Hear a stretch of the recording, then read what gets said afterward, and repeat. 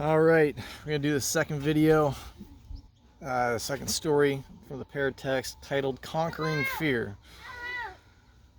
I'm outside the RV. Xavier's inside the RV, so he's gonna be yelling, but I'm gonna persevere. I'm gonna keep going. He'll be fine. All right. On a quest for bravery, young Myobe? I don't know. Must face a terrifying beast. Once upon a time in Ethiopia, there lived a boy who was so shy and fearful of the world around him that his family and friends and neighbors called him Myobe, frightened one. "Why do you call me that?" the boy asked. They laughed. "Because you are afraid."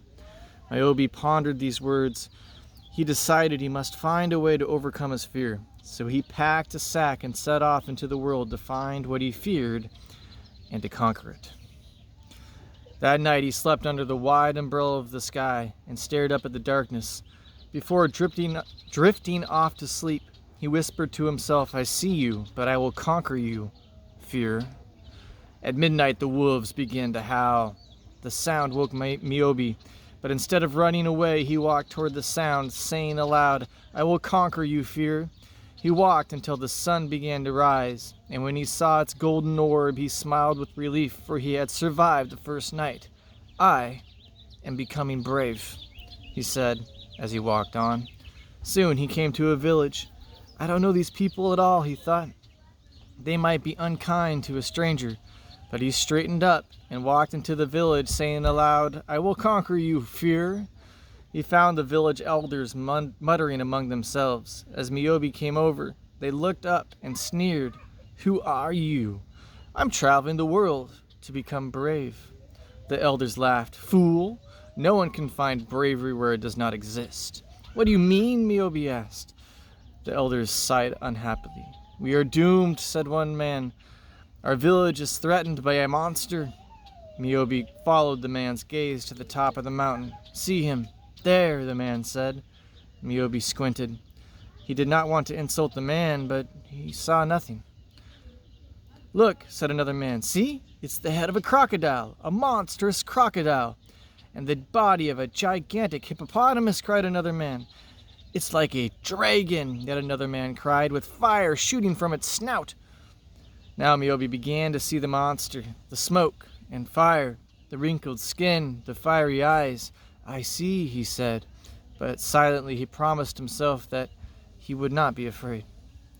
Everywhere people in the village cowered. Children hid inside, refusing to go to school. "If the children go outside," the woman said, "the monster will come down from the mountain and eat them. Everyone knows monsters eat children." Farmers hovered in their doorways, hoes and rakes in hand. Outside, their horses stood unharnessed. "We cannot work," they told Myobe. "If we go into the fields, the monsters will come down and get us."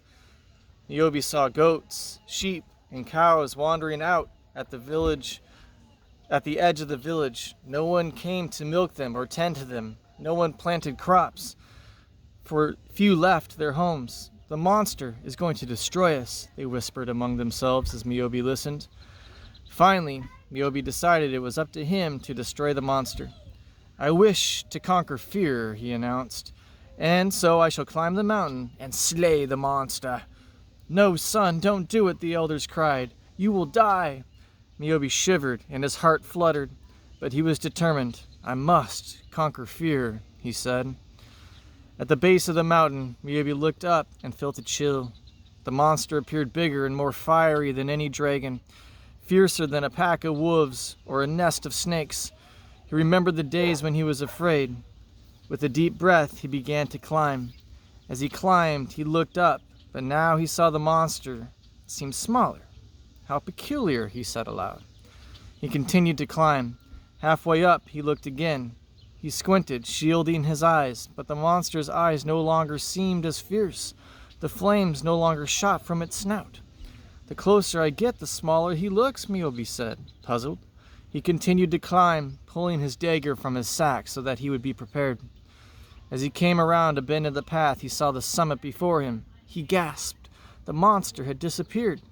Myobe looked behind him. Surely the creature would sneak up from behind to attack. But when he turned, he saw nothing. He heard nothing. He held his breath.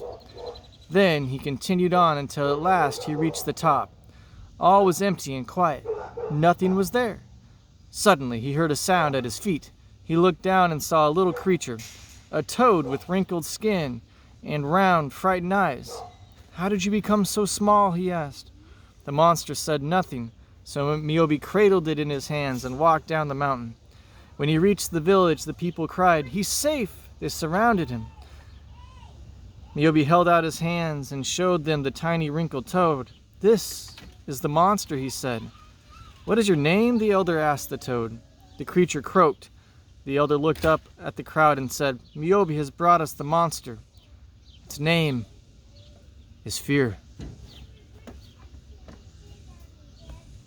And there you go. There you have it. Those are the two texts. Tomorrow, you get to read them yourself. Enjoy.